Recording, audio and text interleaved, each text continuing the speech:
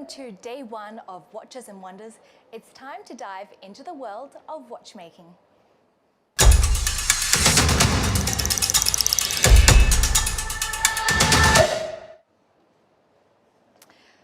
Good morning and welcome to Watches and Wonders 2023. I'm Olivia Kinghorst. It's a new year and a very special year for one of the biggest watchmaking events. Watches and Wonders is returning this time with 48 maisons, bringing you action not only from inside the Salon, but also in the streets of Geneva. As for me, I'm going to be here every morning at 9:30 a.m. to guide you through the day. Speaking of which, we do actually have a lovely in-person audience here with us, so if you are at the Salon, please come by and tune in.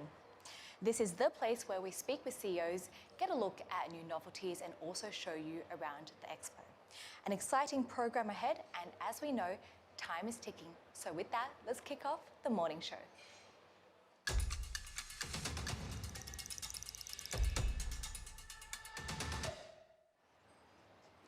Now, to set the stage for the 2023 Watch Fair, let's bring in now Mathieu Heuer, CEO of the Watches and Wonders Geneva Foundation. Welcome. I know you have a very busy day, but thank you so much for stopping by. Thank you, Olivia. Good morning and welcome to Watches and Wonders Geneva 2023. Well, it's great to have you. It's a new year and Watches and Wonders 2023 is actually promising a host of new changes. So give us a bit of insight of what's in store. Yes, there are many new changes, many new wonders for this 2023 edition. Watch Wonders Geneva opened this morning, 8:30 a.m. with 48 beautiful watchmaking maisons, all different. 10 newcomers this year. It is exciting to see new maisons joining. It gives an additional touch to the Salon and new wonders for the visitors to discover. One of the major moves comes from the fact that we are opening our doors to the public for the weekend on April 1st and 2nd.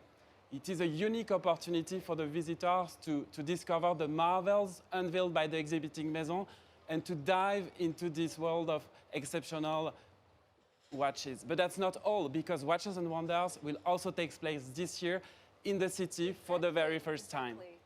So tell us a little bit more about that, because what I'm hearing from you is that this year it's bigger and it's better. So share us more details of all the action that's going to be taking in the heart of Geneva. So an exciting program in the city of Geneva to discover. We'll have in-store animation in the Watches and Wonders boutique, presentation of new collection, vintage collection, exceptional pieces, demonstration of craft, workshop, conferences in the boutique. So we invite all the visitors to enter the boutique. A watch rally and guided tours. The idea is to bring the visitors to the different points of interest in the city of Geneva to explain the history of watchmaking in Geneva. And a big party, a big celebration on March 30 from 5 p.m. in the street of Geneva with street entertainment, musical stages, and the concert of the famous DJ Diavner to discover. So we invite everyone to celebrate with us. The heart of Geneva will beat to the rhythm of watchmaking movement. So after a full agenda here at the Salon, people can experience much more outside. I have to ask you though, what are your plans for reaching the younger generation and also making sure that they are part of this conversation? Of course, young generation is at the center of the project. We work with them all year long. We invite them to Watches and Wonders to discover the novelties, watchmaking school, MBA program, master programs. The idea is really to have them, to involve them, to educate them, to have new vocation, clearly. To give you an example, we have students from Crea School present here during 2 days. They create content and will publish them on their social network. It's so important to speak to this young generation. We also have a special price ticket for them for the weekend at 40 Swiss francs. And it's very encouraging to see that 25% of the tickets we sold are to people below 25. So clearly, Watches and Wonders is more than an event. It is a watchmaking summit, and the young generation is clearly part of it. So like the watches themselves, the Salon is constantly adapting. We see that from the changes this year. How is innovation going to be a key part of this year's event? Innovation is everywhere. Inside the booth of the Maison, where you will see hundreds of novelties, but also in our common areas. Have a look in the lab. You will see the three thematic, the use of new materials, metaverse, blockchain, augmented reality. I highly encourage everyone to visit this think tank for watchmaking. Watches and Wonders allows the industry to speak together with one voice. This is very strong. It allows the visitors to meet the movers and shakers of today's watchmaking world. Well, Mr. Heuer, thank you so much for joining us today. I know you have a busy schedule, you have to run off later, but thank you so much for joining us. Thank you, Olivia. Stay with us because very shortly we're going to be speaking with CEOs to get their thoughts for the year ahead.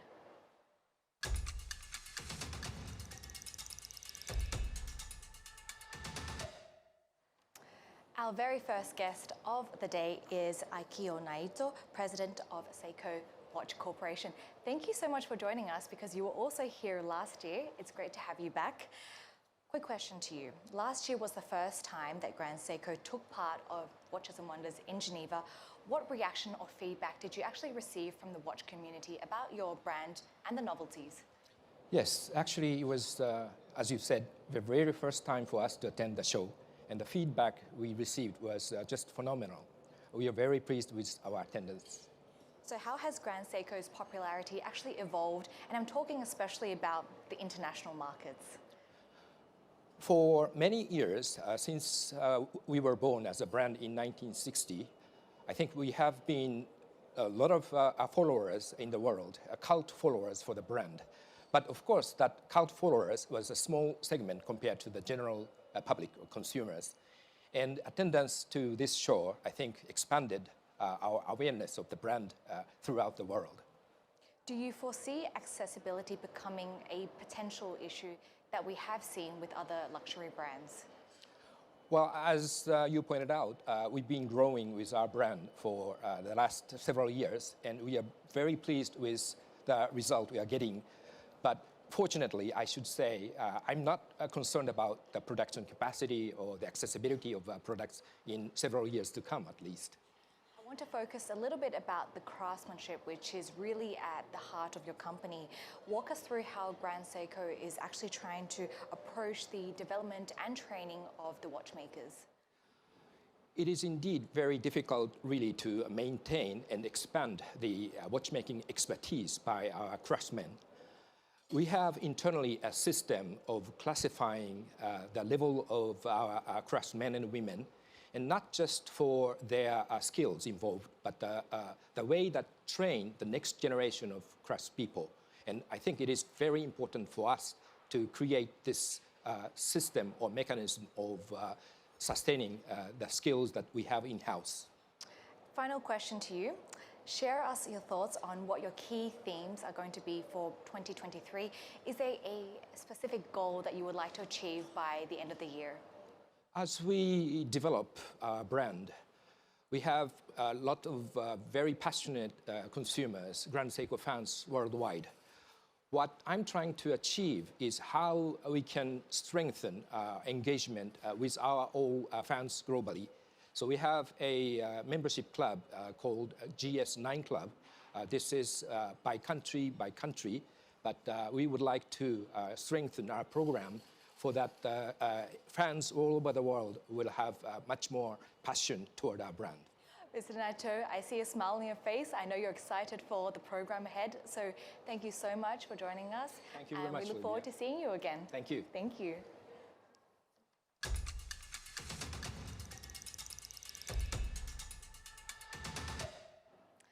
I'm delighted to welcome now Guido Turini, CEO of Parmigiani Fleurier, another familiar face in our studio.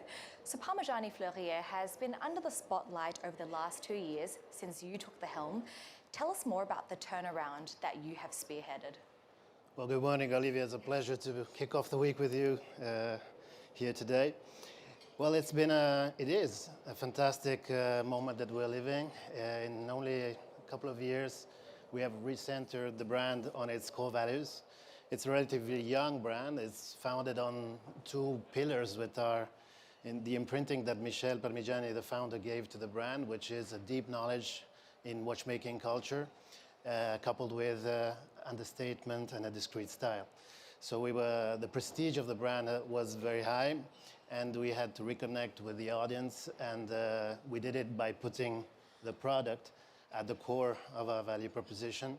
And since the unveiling of the Ton d'APF, it's been, it's overwhelming. Indescribable. Yeah. So what were the main reasons for this shift in strategy? Give us a little bit of context there.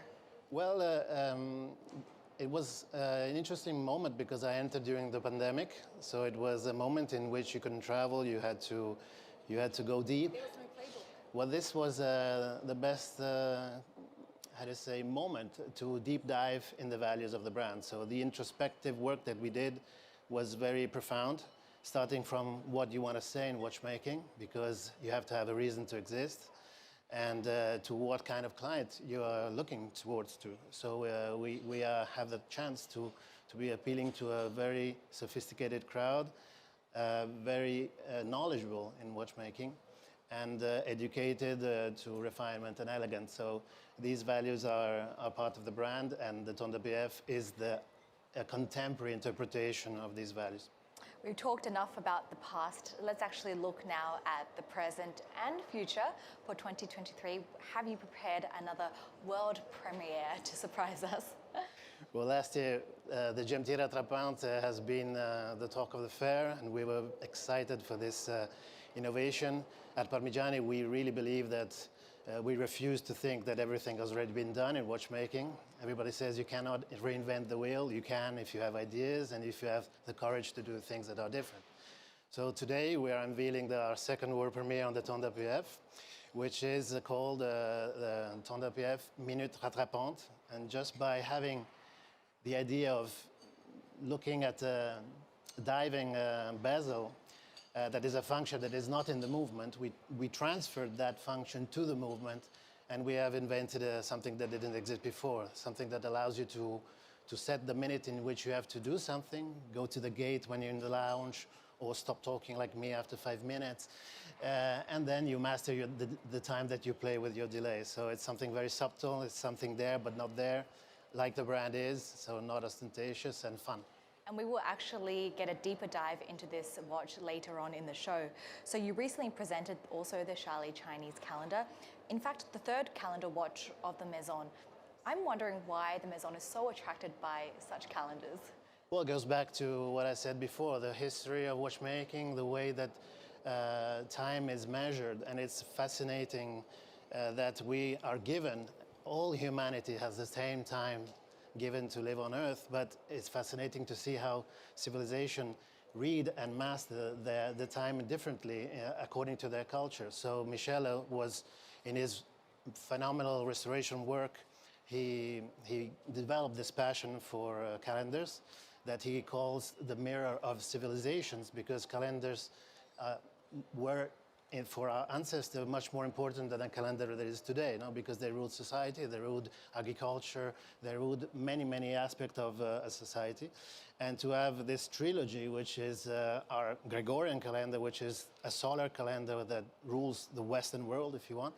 The Hirji calendar was the second one that came from a table clock that Michel restored many years ago, and we miniaturized it on the wrist, and that was the Muslim perpetual calendar. And the third is Exiale, which is a combination of a lunar and a solar calendar, and it's the first time that you have a complete Chinese calendar on the wrist. And this year, in Watches and Wonders, for 3 fortunate collectors, we have a set with the 3 watches in platinum, full platinum, just for 3 lucky owners. Well, Mr. Toretti, thank you so much for sharing all that with us. And speaking of time, I'm hearing a lot of hustle and bustle. I think it's also time for potentially a coffee. So thank you very much for joining us on the show. Thank you, Olivia. It's been a pleasure. Take care.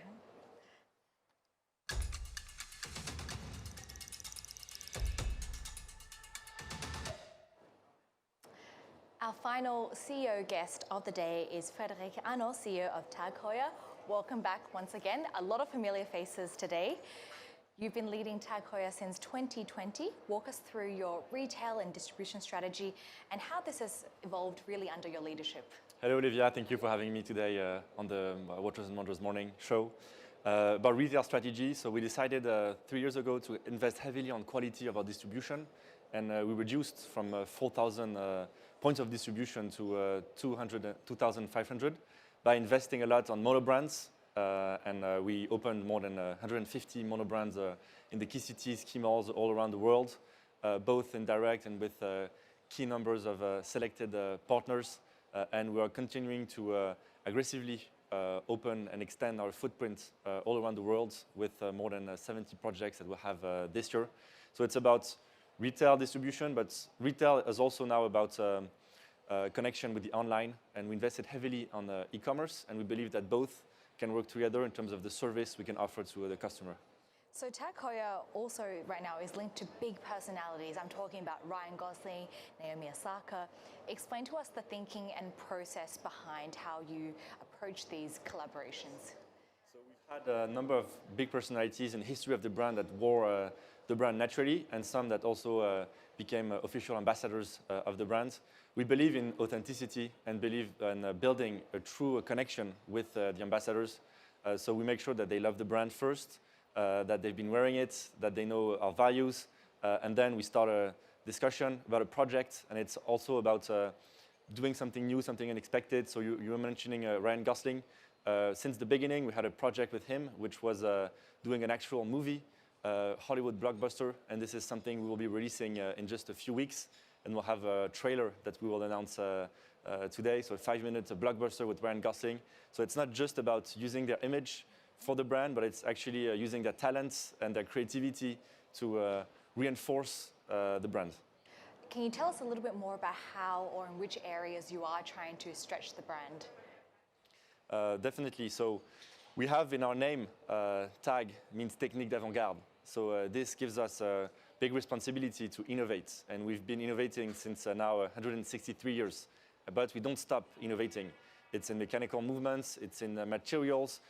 And one of the latest innovations I would like to talk about is lab-grown diamonds. We were the first to invest in the watchmaking industry in lab-grown diamonds with a very unique vision, because we use this technology to bring new shapes, new textures, new assembly methods on the watches. And we released the Tag Heuer Carrera Plasma last year.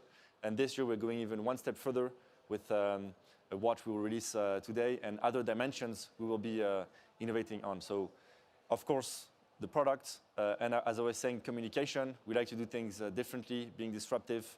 We will be releasing a movie, which is also a first of its kind in the industry. A final question to you, because I know we have a lot to get through. A lot of heritage, but also we have to talk about staying modern. How do you strike a balance between the two? Make sure you have the right balance, really. So when we have 163 years of history and icons such as the Monaco that has more than 60 years, Carrera that was celebrating the 60th anniversary this year, we have to respect, nurture that, and continue to build on it. Now, as you're saying, it's important to stay relevant and not stay stick to the past. And our vision for our icons is always keep what makes it strong, but twist some elements to make it modern. And this is what we did in the watch that we'll be releasing today. Keep legibility on the Carrera, the iconic lugs, but reinvent the glass box and a new way to visualize the tachymeter scale. So making sure the foundation works and adding some surprising elements to it. Definitely. Well, thank you so much for joining us, and we look forward to you. Hope you have a wonderful first day at Watches and Wonders. Thank you, Olivia. Thank you.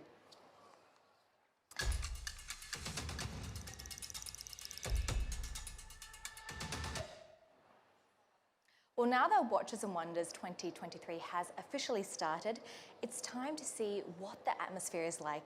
Our reporter Ariane Acosta is coming to us from the heart of Geneva with all the details.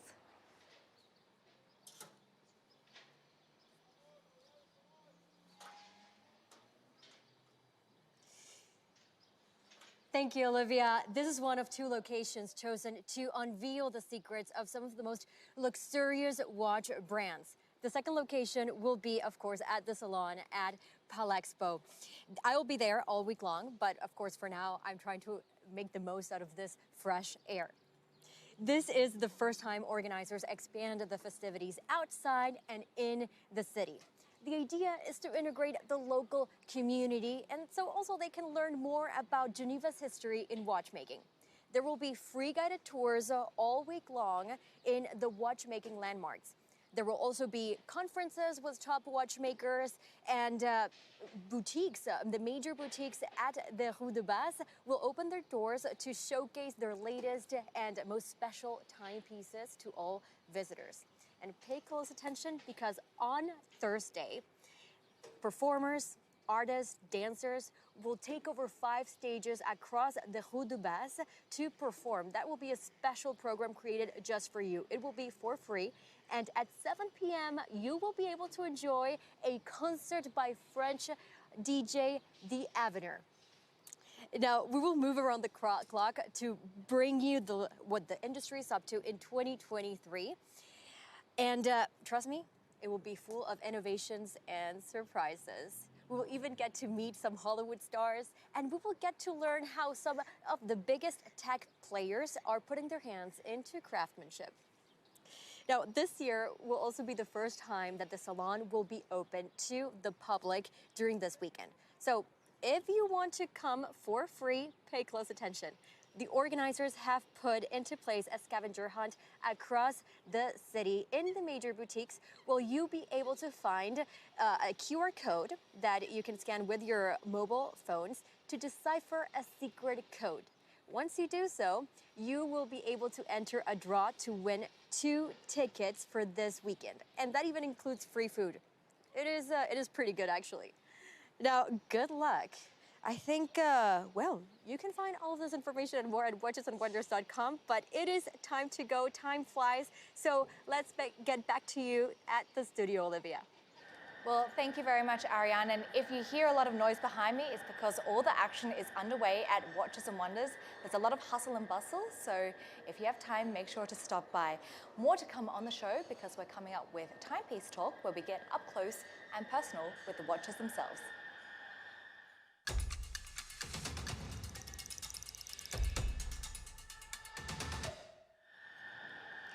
So this is probably the moment that many of you have been waiting for. It's time for us to examine the watches. And if you've been following the show also from last year, you might recognize our panel of expert guests, our watchmaking experts. In fact, they're familiar faces.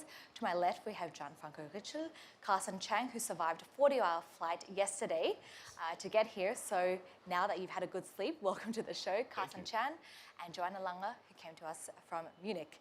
So great to have you all with us. I have to say, there are a lot of watches to get through. So Gianfranco, you have the honors of presenting the watches today. Let's start with you with the first piece, and this is Cartier, a piece with a lot of history behind it. Yes, seems like you know this collection. Cartier Privé, Tank Normal. Every year Cartier launches one model in this collection, and this year we have here this recognizable tank with this rectangular design, with this recognizable Roman numerals, with the railroad track and the minute on the dial. But there is a specific code. You recognize perhaps this cabochon crown, also so typical on Cartier, which is not blue, but it's a red cabochon sapphire, which symbolizes this watch is not in stainless steel, not in white gold, but in platinum. A well-brushed platinum bracelet with a beautiful design, the polished side of the case here. A really fantastic piece, which, yeah, it's a typical Cartier tank. Unfortunately, only 100 people will be happy to wear one of these because it's limited for this quantity. So next piece is from Cyrus Genève. And can we start with the color, in fact? Yes, this Sirius Clepsis here has, which by the way it's called also GMT palm green. And in fact, you can recognize this palm green dial and also the movement decorated with the rotor having this green color like on the dial. And it's in titanium, 42 millimeter diameter titanium case, and for the first time in the brand with a titanium bracelet fitting and integrating perfectly the design of the case. And you recognize there are 2 crowns, because one is for the time setting and winding of the movement, the mechanical movement, and the other one is to set the GMT, so you can switch 1 hour, and it's a retrograde GMT, not a normal GMT. That's the specificity of this beautiful creation. So you have the honors of presenting the third piece, and this one comes from Grand Seiko. A lot to talk about here. Where do we start? I think we should start by the description of the name. As in the name we have a code, a kind of secret code. The name says already everything. The pentagraph. So pentagraph, it's a combination of different messages, which means 10th It's a tenth of a second vibrating balance wheel. It means 36,000 vibrations per hour, fast speed balance wheel. And the T stays for 3 days power reserve, which is really an achievement for such a high vibrating balance wheel. And the A stands for automatic winding, and graph, not only for chronograph, but the first mechanical chronograph in the Grand Seiko collection. So you see a lot of messages in this beautiful watch, having a ceramic bezel and this high-density titanium case and bracelet with this special, typical polish on the side of the case. Perfectly elegant and sporty. So, Joanna, I'd like to move on to you now. You have 3 pieces that you'd like to present. The first one comes from Haute, and why don't we talk about the shape of the case? Yes, absolutely, Olivier. So we have this very specific TV-shaped case, which Haute is really well known for. And it has a real host of complications and different levels of dial within this watch. So first of all, I'd like to draw your attention on the left-hand side. This is called the Linear Series 2, this model in particular. And here we see the linear jumping retrograde hour counter on the left. On the dial itself, we have a beautiful sapphire ring, which is holding the 3D global light minutes. So this, of course, is great for luminosity in the daytime, but of course, extra at night when the lighting may not be so good. The global light really shines through. And not forgetting the flying tourbillon at the 6 o'clock position. We have a flying tourbillon, not just an in-house hairspring, but actually a double curved hairspring, which again is a specific of the brand. So all housed within this TV-shaped case in stainless steel, and we have this PVD coating, which gives a very matte finish to it. So quite a modern design within this shape. So I know we could talk for hours about each watch, but the next one we have to also talk about, which is from Louis Moinet. So yes, this is great. The Impulsion from Louis Moinet. Louis Moinet hold actually 2 Guinness Book World Records for the very first chronograph and a high-speed frequency in a watch. That was back in 1816. Now, fast forward to 2023, we have the Louis Moinet interpretation of a chronograph, and they have really brought the chronograph to life. All the functions are clearly visible on the dial. I don't know, Gianfranco, can you maybe push the mono pusher to really see the activation of the levers and the column wheels, so the brain of the chronograph, so that we can see all the functions. And not only that, but he has paired it again with a flying tourbillon at the 6 o'clock position. So really an amazing feat of grand complication. Again, an aesthetic code that is well known from the brand are these hollowed out case sides and lugs. So that really makes it a lighter piece on the wrist, a very fitting piece around the wrist. So that's a very special edition we have here as well, because only 3 versions of this artist piece of the Impulsion are available. So you have to be fast. Gianfranco, you're doing a great job at the presenting. Thank you. And I will showing keep all the first angles. So the next one, Parmigiani Fleurier. Joanna, please explain to us how this one actually works. We already got a bit of a preview from the CEO earlier on.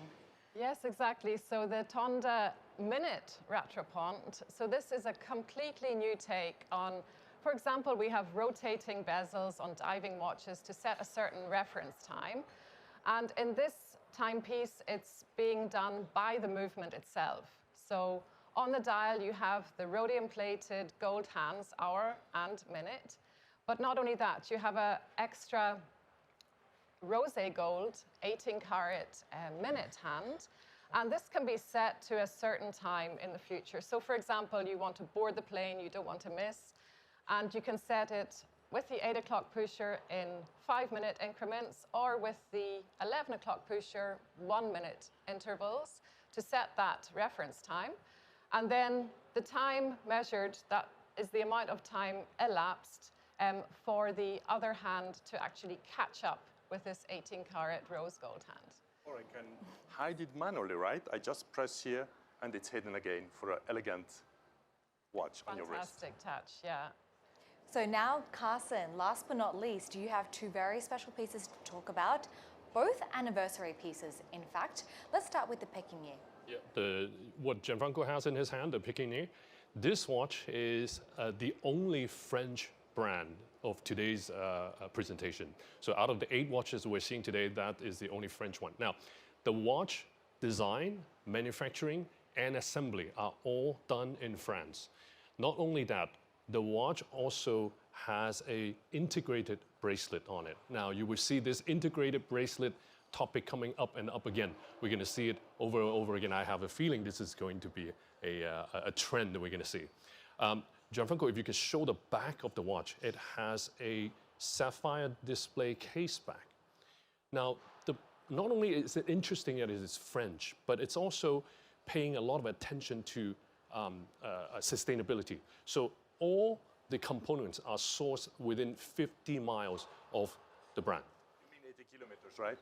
I actually don't know how far is 80 kilometers. I just know what is 50 miles. Okay. But it's a very interesting. If you look at the bracelet, the shape of it. Can you guess where do they get the inspiration from? Must be something French, right? Probably, Their yeah. French origin. Probably something really in the heart of France. Keep going. A famous square, perhaps? Yeah. Truly, it's inspired by the Place de la Concorde obelisk, which has this design, this shape. So it's really interesting idea to associate that to this bracelet design. Absolutely, and the case is 40 millimeters. So I like the size of it, and I like the story behind it. Before we run out of time, Carson, let's really talk about Tag Heuer, the final piece that we would like to present today. Yes, as you Gianfranco? said. As you said, it's also an anniversary edition. So this is 60th anniversary. But we just heard the CEO says the brand is 160 some years old. So the 60th anniversary is not for the brand, but it's for this model, the Carrera. Now, if you follow Tag Heuer's collection, most of their collection name inspired by racing, where there is different races or different circuits. So this one is inspired by the Carrera race. 60th anniversary, and this watch is really made in a more vintage inspiration. So if you could see this profile of the watch, you can see the box crystal. And in fact, the box crystal makes that vintage feel to the watch. Everything is a little bit more refined. The watch wears very, very nicely on the wrist. It is in stainless steel, 42 millimeter. You can see the accent, the orange chronograph hands, and with the index in orange. In fact, if you go back to profile, you can actually see the indexes from the side. Beautiful Yes. effect. Well, thank you so much for the very in-depth analysis, but also quick. There's still plenty more watches to get through to for the rest of the week. So thank you so much for the analysis today. Plenty more to come on the show and a lot more to look forward to for the rest of the week.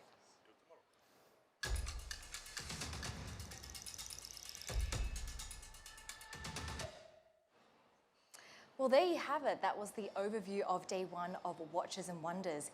It's still early, so make sure to mark these big keynotes in your calendar if you have time. IWC, Schaffhausen, Hermes, Tag Heuer, Bell & Ross, Chopin, Cartier and Chanel. And make sure also to keep your afternoon free at 4:30 p.m. at the studios, because that's when Bell Donati will be giving us a look at all the major watch trends of the year. Right after that, the Watches and Wonders opening ceremony will also be taking place at the auditorium at 5:30 p.m. I'm Olivia Kinghorst. Enjoy your first day of Watches and Wonders, and we'll see you here nice and early tomorrow morning.